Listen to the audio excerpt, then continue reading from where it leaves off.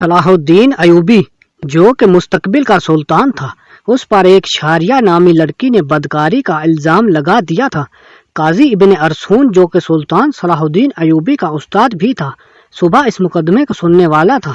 یہ الزام ایک عام انسان پر نہیں بلکہ ایک باصلاحیت اور باکردار انسان نجم الدین ایوب کے بیٹے سلطان صلاح الدین ایوبی پر ایک لڑکی نے لگایا تھا۔ قاضی ابن ارسطون بہت پریشان تھا کہ اگر میرے شاگرد پر لگایا گیا الزام سچ ثابت ہو گیا تو میری ساری زندگی کی تعلیم اور دی گئی تربیت پر پانی پھر جائے گا۔ قاضی نے وضو کیا اور جائے نماز پر اللہ کے حضور سجدے میں گر گیا اور دعا کرنے لگا، اے میرے مالک، تیرے باکردار اور نیک بندے پر مشکل وقت آن پڑا ہے، تو اس کی اپنی غیبی مدد فرما اور اس کی عزت کی حفاظت فرما۔ بے شک تو ہی عزت دینے والا اور تو ہی ذلت دینے والا ہے۔ میرا دل نہیں مانتا کہ سلطان صلاح الدین ایوبی کسی کی طرف بری نظر بھی اٹھا کر دیکھیں، لیکن دوسری طرف شاریہ نامی لڑکی پورے وثوق سے سلطان صلاح الدین ایوبی پر اتنا بڑا الزام لگا رہی ہے۔ محترم ناظرین، یہ واقعہ کچھ اس طرح ہے کہ جب سلطان نور الدین زنگی اپنی سلطنت پر قائم و دائم تھے تو سلطان صلاح الدین ایوبی رحمۃ اللہ علیہ پر ایک شاریہ نامی لڑکی نے الزام لگایا کہ سلطان صلاح الدین ایوبی نے اس سے اکیلے پا کر اس کے ساتھ زبردستی کرنے کی کوشش کی۔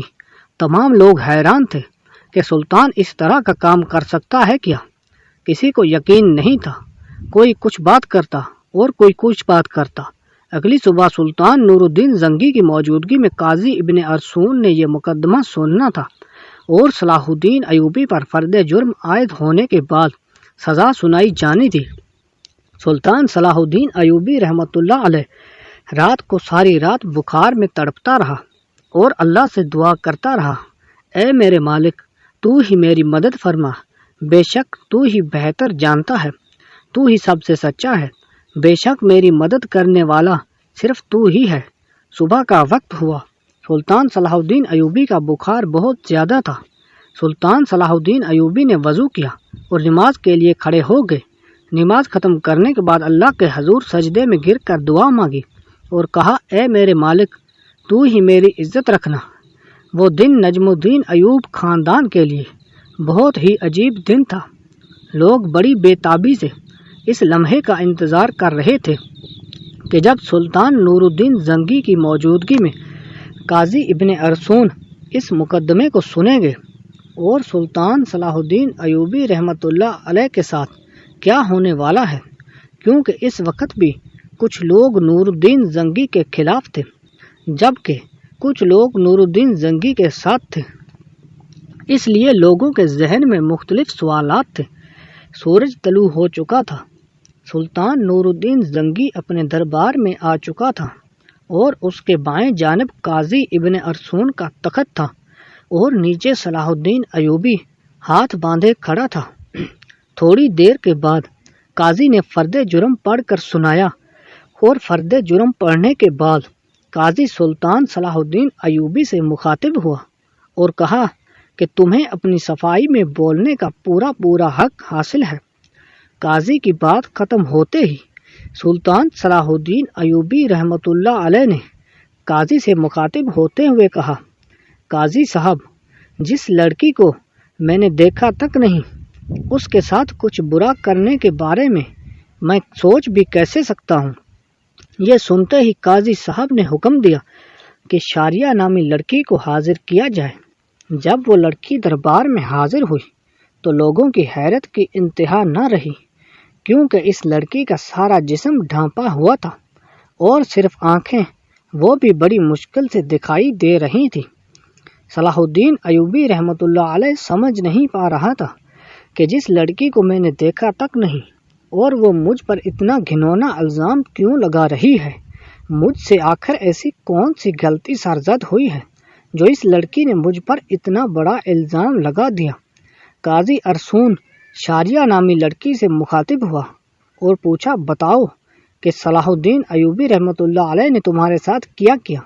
تو اس لڑکی نے کہا کہ میں اپنا بیان پہلے دے چکی ہوں، مزید ایسی باتیں کر کے میں اپنی مزید عزت خوار نہیں کروا سکتی۔ بخار بہت زیادہ ہونے کی وجہ سے سلطان صلاح الدین ایوبی کا چہرہ زرد ہو رہا تھا اور ہاتھ کانپ رہے تھے، زبان پر بھی لرزہ طاری ہو گیا تھا۔ دیکھ کر مجمع کو یہ لگ رہا تھا کہ صلاح الدین ایوبی بے قصور نہیں ہیں۔ سلطان نور الدین زنگی بڑے غور سے یہ منظر دیکھ رہا تھا۔ پورے دربار میں سناٹا چھایا ہوا تھا۔ لوگ بڑے غور سے سلطان صلاح الدین ایوبی رحمۃ اللہ علیہ اور اس لڑکی کی باتوں کو سن رہے تھے۔ سلطان صلاح الدین ایوبی نے اس لڑکی سے کہا کہ کیا تمہیں اپنے رب سے ڈر نہیں لگتا کہ تم ایک بے قصور انسان پر اتنا بڑا الزام لگا رہی ہو؟ لوگ سمجھ رہے تھے کہ سلطان نور الدین زنگی کا بھتیجا ہونے کی وجہ سے صلاح الدین ایوبی اگر مجرم قرار بھی دیا گیا تو سزا سے بچ جائے گا۔ صلاح الدین ایوبی رحمۃ اللہ علیہ نے قاضی سے کہا کہ جب ہم کسی بھی مسئلے کا حل نہیں نکال پاتے تو ہم پھر اپنے اللہ کی طرف رجوع کرتے ہیں، اور میں بھی اس لڑکی کو کہتا ہوں کہ اگر یہ اللہ کو حاضر ناظر جان کر، اللہ کی قسم کھا کر یہ کہہ دے کہ اس کا الزام سچا ہے تو میں وہ بے گناہ قبول کر لوں گا جو مجھ سے سرزد بھی نہ ہوا ہو۔ یہ سنتے ہی وہ لڑکی صلاح الدین ایوبی کو باغور دیکھنے لگی۔ وہ سلطان صلاح الدین ایوبی کی حالت سمجھ چکی تھی۔ تھوڑی دیر باغور بخوبی دیکھنے کے بعد لڑکی چیخ چیخ کر رونے لگی اور کہا، میں تمام مجمع کے سامنے اللہ کو حاضر ناظر کر کے کہتی ہوں کہ سلطان صلاح الدین ایوبی بالکل بے قصور ہے، سارا گناہ میرا ہے۔ یہ سن کر سارا مجمع حیران ہو گیا اور اس لڑکی کے چند الفاظ نے مقدمے کو الٹا کر دیا۔ اتنے میں سلطان نور الدین زنگی دہشت سے اپنی کرسی سے اٹھا اور اس لڑکی کو کہا کہ کیا تمہیں پتہ ہے کہ الزام تراشی کی تمہیں کتنی بڑی سزا مل سکتی ہے؟ تو اس نے کہا، ہاں مجھے معلوم ہے کہ اس کی مجھے کتنی بڑی سزا ملے گی۔ اس کے بعد قاضی نے شاریہ سے کہا کہ آخر ایسی کیا وجہ تھی کہ تم نے سلطان صلاح الدین ایوبی پر اتنا گھنونا الزام لگایا؟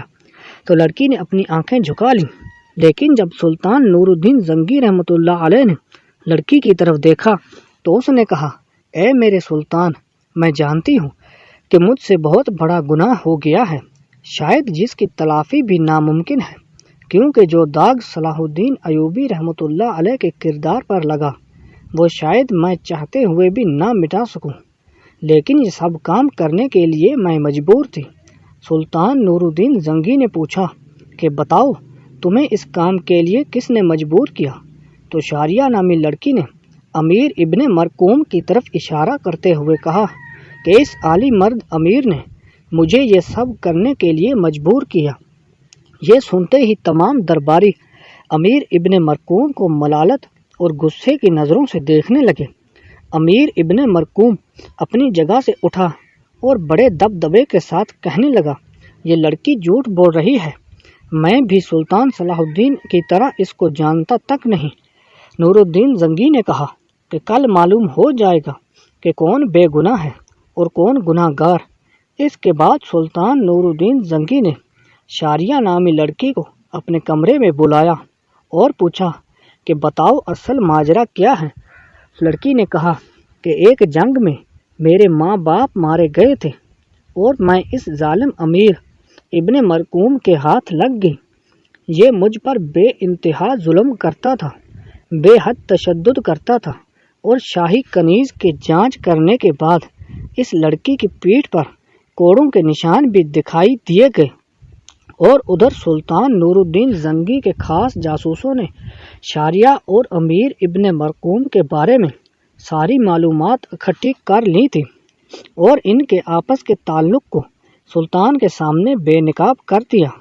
یہ دیکھ کر سلطان نے اگلے دن پورے مجمع کو ایک جگہ پر اکٹھا ہونے کی دعوت دی۔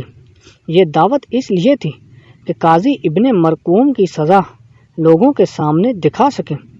تمام لوگ بڑی بڑی دور سے امیر ابن مرقوم کی حالت دیکھنے کے لیے آئے۔ جب اس کو میدان میں لایا گیا تو سخت جنجیروں میں جکڑا ہوا تھا۔ لوگ اس کو ملامت کی نظروں سے دیکھ رہے تھے۔ شریعت کے مطابق اسے 70 کوڑے مارے گئے اور اس کے بعد سلطان نور الدین زنگی نے اس کی تمام جائیداد ضبط کر لی اس سے شاہی عہدہ بھی لے لیا گیا اور اس کی تمام جائیداد سلطان صلاح الدین ایوبی کو دینے کی دعوت کی گئی، لیکن سلطان صلاح الدین ایوبی نے یہ کہتے ہوئے ٹھکرا دیا کہ میں کسی کا مال اپنے حصے میں رکھ کر غاصب نہیں بننا چاہتا، اور اسی طرح سلطان صلاح الدین ایوبی کی اللہ تعالیٰ نے غیبی مدد کی اور اس کے وجود پر لگا یہ بدکاری کا داغ دودھ کی طرح دھل گیا۔ بے شک اللہ اپنے بندوں کی مدد فرماتا ہے۔